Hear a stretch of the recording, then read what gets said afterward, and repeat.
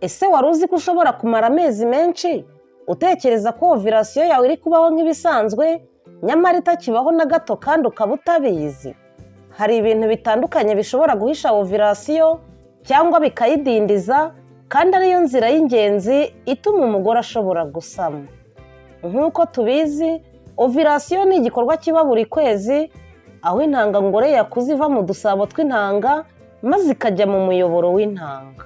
Iyo iyi nzira igenda neza bituma habaho amahirwe ahagije yo gusama. Ariko hari igihe ibintu bitandukanye bishobora kubangamira cyangwa guhisha ovirasiyo, bikaba byatuma umugore atamenya igihe cye cyo gusama cyangwa bikagorana gusama ubwabyo. Niyo mpamvu ari ingenzi cyane kubiganiraho kugira ngo turusheho gusobanukirwa imibiri yacu, tumenye ibimenyetso tugomba kwitaho, tunamenye igihe tugomba kugisha inama inzobere mu by'ubuzima bw'imyororokere. Niyo mpamvu nashimye ko tuganira ku bintu bishobora guhisha ovirasiyo, uko wabimenya n'icyo wakora kugira ngo ubyirinde cyangwa se ubikemure nimba byarakugezeho. Ibuka gusa gukora subscribe kugira ngo ujye ubona ibiganiro byacu bijyanye n'ubuzima mu byiciro bitandukanye, ubujyanama ndetse n'imibereho myiza. Njye tugiye kubana muri kino kiganiro, ndabasuhuje kandi mbahaye ikaze. Nitwa Miriam. Naho mu kanya.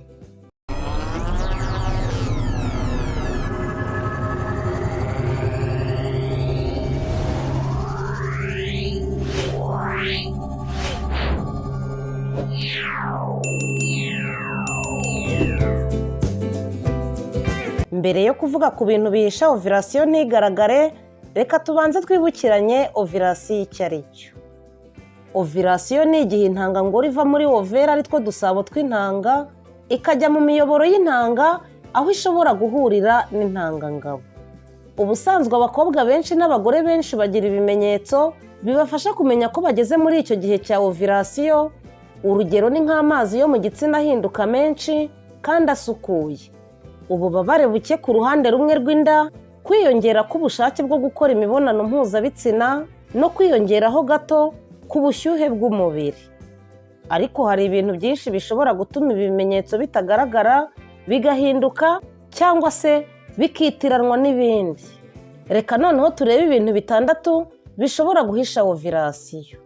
Icya mbere ni stress nyinshi. Iyo ugize stress, umubiri usohora umusemburo wa cortisol maze ukagabanya imikorere myiza y'imisemburo ya ovirasiyo.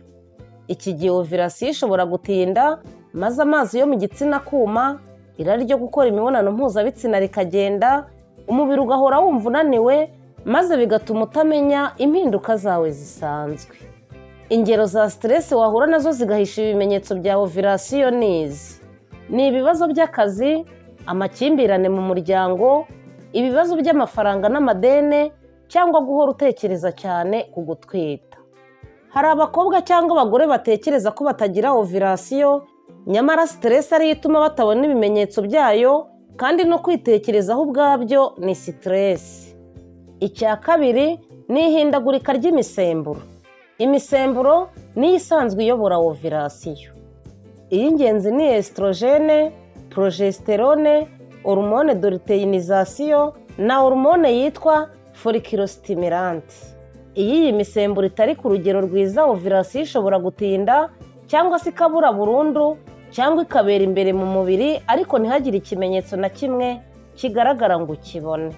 Iri hindagurika ry'imisemburo rishobora guterwa n'indwara zimwe na zimwe nk'ibibyimba ushobora kuba ufite utabizi, kubyibuha cyane cyangwa se kunanuka cyane, no guhindagurika gukabije kw'imirire. Hari igihe umukobwa cyangwa se umugore ashobora kuba agira imihango iza neza, ariko kubera imisemburo idahuye uko bikwiye, ovirasiyo ikaba idakomeye ku buryo ibimenyetso bigaragara uko bisanzwe. Icya gatatu ni ugukoresha imiti igira ingaruka ku misemburo. Nk'imiti yo kuboneza urubyaro, urugero ni nk'ibinini, urushinge ndetse n'udupira. Cyangwa se imiti y'indwara z'agahinda ndetse no kunywa imiti y'indwara z'imisemburo nka tiroyide. Iyi miti ishobora guhagarika ovirasiyo burundu cyangwa se ikagabanuka. Urugero, nk'iyo umugore amaze iminsi akoresha agashinge cyangwa agapira, ashobora kumara amezi atari make adafite ibimenyetso bya ovirasiyo. ariko uko amezi cyangwa imyaka bigenda bishira bikagaruka gahoro gahoro, ariko si kuri bose kuko hari n'ubihagarika maze agasama iryo joro yabihagaritse. Ubwo rero niba hari imiti runaka ukoresha, ntukihutire kwemeza ko utagira ovirasiyo utabanje kuganira na muganga. Icya kane ni indwara z'imyororokere, urugero nka infegisiyo zo mu gitsina, endometriose cyangwa ibibyimba byo muri nyababyeyi na infegisiyo urinere zishobora gutuma amazi yo mu gitsina ahinduka kubera indwara ntumenye amazi ya ovirasiyo n'atari aya ovirasiyo, kuko izi ndwara zituma hazamo amazi ariko akagaragara ko adasanzwe. Naho ibibyimba bituma imihango ishobora kuba mike cyangwa se ikaba myinshi cyane, maze bigatera imisemburo guhora mu kavuyo. Inama nziza hano ni uko uba ugomba kwiga umubiri wawe, gukurikirana imihango, kwitondera impinduka nto, maze ukimenyereza kwandika ibyo ubona iteka ku mubiri wawe. Icya gatanu ni imirire mibi n'imibereho mibi. Kubura intungamubiri nka zinke, ayironi cyangwa vitamine, kunywa isukari nyinshi n'ibiribwa bitunganyirizwa mu nganda, kunywa inzoga ndetse n'itabi, ibi byose byonona imikorere y'imisemburo ituma habaho ovirasiyo, maze bigatera umugore cyangwa umukobwa kudasama. Icya gatandatu ni ukutamenya neza ibimenyetso bya ovirasiyo. Abakobwa cyangwa se abagore ntibagira ibimenyetso bya ovirasiyo bisa. Ibyo abantu bakunze kwibeshyaho ni ugutekereza ko ovirasiyo igomba kubabaza cyane, cyangwa se gukeka ko buri kwezi ibimenyetso bigomba kuza ari kimwe n'amezi yabanje, maze bikagucanga ntumenye uko ubikontorora. Gusa wenda icyo twagarukaho ni uko kutaboneka kw'ibimenyetso bidasobanuye ko ovirasiyo idahari kuri bose. Muri rusange twabonye ko hari ibintu byinshi bishobora guhisha cyangwa guhindura ovirasiyo, bimwe muri byo tukaba twabikora buri munsi tutabizi, nk'imirire idahagije, kugira siterese nyinshi, kugira umunaniro ukabije n'ibindi. Icy'ingenzi si ugutinya ko byakubaho, ahubwo igikwiye ni ukubimenya hakiri kare no gufata ingamba zikomeye zo kubikuraho. Umubiri w'umugore urihariye, kandi uko umenya kuwitaho neza niko n'amahirwe yo gusama agenda arushaho kwiyongera. Dore inama z'ingenzi zo kugenderaho. Gerageza kugira imirire yuzuye kandi iboneye, irimo intungamubiri zose umubiri ukenera.